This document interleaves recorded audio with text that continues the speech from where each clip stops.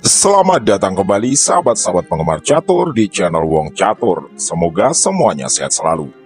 Kali ini kita akan sama-sama membahas rangkaian langkah rumit dan jenius dari seorang legenda besar catur dunia, yaitu pecatur Soviet Swiss Viktor Korchnoi ketika berhadapan dengan pecatur Swiss Werner Haq di tahun 1978. Oleh banyak praktisi catur, Viktor Korchnoi sering disebut-sebut sebagai salah satu pemain terbaik dunia yang tidak pernah menjadi juara dunia catur. Di video kali ini, kita akan menyaksikan rangkaian langkah rumit nan brilian yang sangat mungkin pecatur level kita sulit membacanya. Ikuti sampai selesai dan mari sama-sama kita bahas. Werner Haq memegang buah putih sedangkan Viktor Korchnoi memegang buah hitam. Werner Haq membuka permainan dengan kuda F3 dan dibalas Viktor dengan pion E6. Putih G3, lalu hitam D5. Werner Haq gajah fianchetto G2 dan dijawab hitam dengan pion C5. Di langkah keempat ini, Werner Haq melakukan rokade sayap raja. Viktor Korchnoi menerbangkan kudanya ke petak C6. Putih pion C4 menantang pertukaran. Tawaran diterima oleh Viktor Korchnoi pion kali pion. Putih menteri ke A4 mengepin kuda, tentu sekaligus menyerang pion C4. Viktor Korchnoi menambah pengawalan dengan gajah D7 dan putih menteri kali pion C4. Hitam lalu menggeser benteng ke C8. Werner Haq mengeluarkan kuda satunya ke C3 sepertinya ingin mengeksploitasi sayap menteri. Viktor Korchnoi menjawab kuda F6. Putih mendorong pion D4 menantang pertukaran. Jawaban Viktor Korchnoi sangat menarik, yaitu pion B5 menyerang menteri. Sekilas pion ini gratis, tapi mari sejenak sama-sama kita analisa. Jika putih nekat kuda kali pion, maka hitam kuda A5 menyerang menteri. Putih menteri A4 dijawab benteng B8 menambah tekanan. Putih gajah C2 menyerang kuda dan hitam benteng kali kuda. Maka putih akan kehilangan satu perwira. Atau jika di titik ini putih menteri kali pion, hitam pion kali pion. Putih kuda C ke D1, hitam kuda B4 sambil gajahnya menyerang menteri. Menteri putih ke G5, hitam kuda C2 menyerang benteng. Putih benteng ke B1, hitam menjawab gajah C6. Putih pion B3, hitam pion H6 menyerang menteri. Putih menteri D2, hitam gajah B5 menekan pion E2 dan bentengnya mengawal kuda. Misal putih pion A3, hitam mendorong pion ke D3 mengawal kuda sekaligus menantang pertukaran pion. Putih misal kuda C3 menyerang gajah, hitam pion kali pion menyerang benteng. Putih menteri kali menteri skak dan hitam benteng kali menteri. Di titik ini, putih akan kalah kualitas karena benteng hitam dipastikan jatuh, minimal lewat pertukaran dengan kuda. Oleh karena itu, di permainan aslinya, Werner Haq menarik menterinya ke petak D3. Viktor Korchnoi pion kali pion sambil mengancam kuda.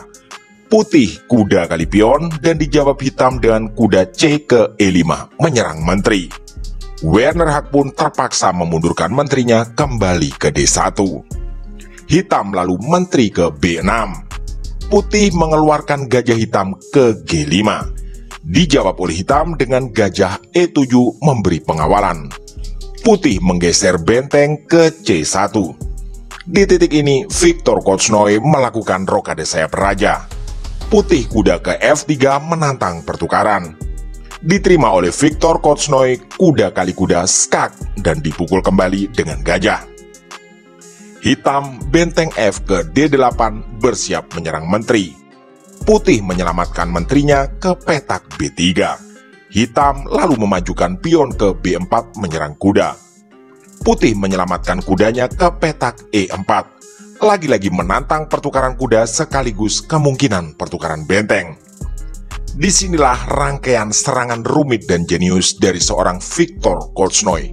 Mari kita perhatikan seksama. Hitam mengawali dengan kuda kali kuda. Putih terpancing gajah kali gajah sambil menyerang benteng. Hitam benteng kali benteng terlebih dahulu. Putih pun membalas benteng kali benteng. Mari sejenak kita analisa. Jika di titik ini putih gajah kali benteng, maka ini tentu sangat fatal, karena hitam akan menjawab menteri kali pion skak. Setelah raja putih terpaksa ke H1, maka benteng kali benteng skakmat. Itulah kenapa di permainan aslinya putih memukul benteng kali benteng. Tapi situasi pun tidak menjadi lebih baik. Hitam, menteri kali pion, skak. Raja putih terpaksa menepi ke H1. Hitam lalu benteng ke C8 menantang pertukaran. Karena baris ke-1 harus tetap terjaga, putih terpaksa menarik mundur menterinya ke D1 sambil menyerang gajah.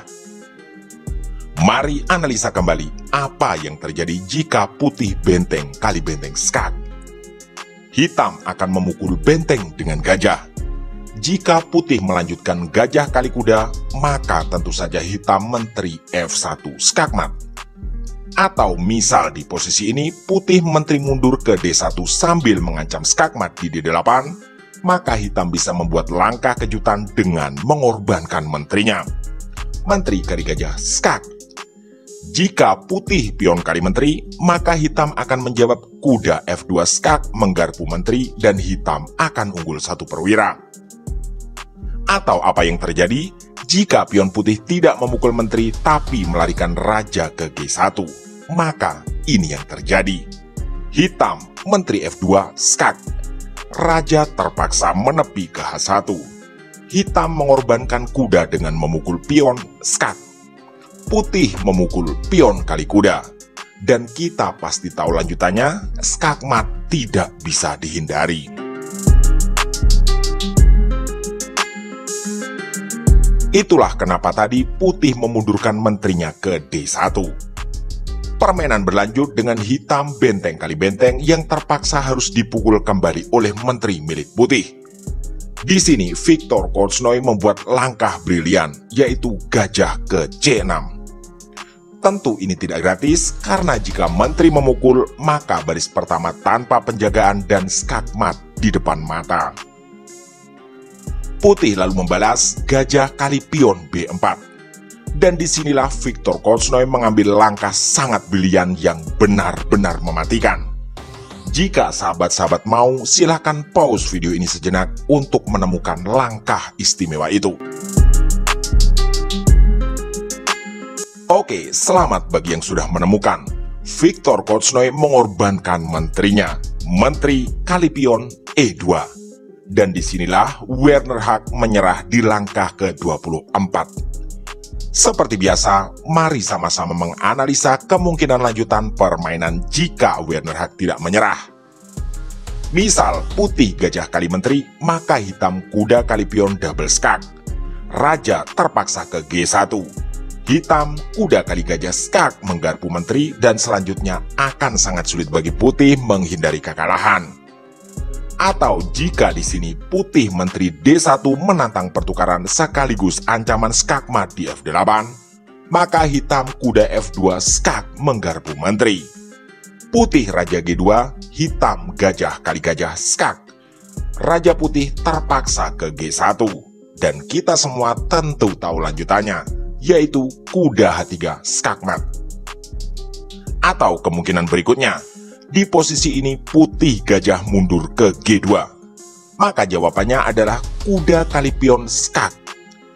Apapun jawaban putih, memukul kuda atau menggeser raja, maka lagi-lagi kita semua tahu lanjutannya.